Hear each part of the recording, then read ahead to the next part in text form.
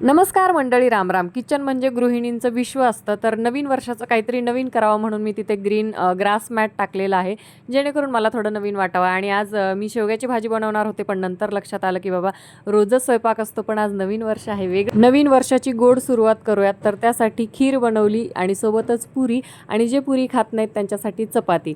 तर शेवगा कॅन्सल झाला, त्याच्या जागी पनीर. आणि येताना बाबांनी आमच्यासाठी पाणीपुरी आणली होती, आणि बाबा जेव्हा पण बाहेर जातात तर तिथनं पाणीपुरी नक्कीच आणतात. आमचे सासरे लहान मुलींसारखे आमचे हट्ट पुरवत असतात. जसं की आम्हाला पाणीपुरी खायची असेल किंवा काही दुसरं खायचं असेल तर त्यांना फोनवरती सांगितलं तर ते आवर्जून घरी घेऊन येतात. आणि बाहेरनं ते जेव्हा पण घरी यायला निघतात तर त्यावेळेस कॉल करून सांगतात की तुम्हाला काही खायचं असेल तर सांगा, मी घेऊन येतो.